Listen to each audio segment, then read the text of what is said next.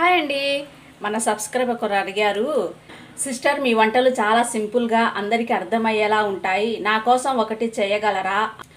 అందరూ బిర్యానీలు పులావులు అంటూ వీడియోలు చేస్తూ ఉంటారు, కానీ వాటికి కాంబినేషన్గా ఏది చేయరు. చికెన్ కర్రీ, మటన్ కర్రీ ఇవన్నీ చేస్తూ ఉన్నారు, కానీ పులావులోకి సింపుల్గా ముస్లిం స్టైల్ గోంగూర చేసి చూపించరా?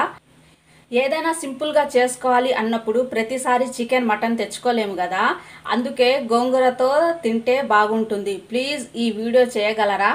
ఓకే, షూర్గా చేస్తానండి.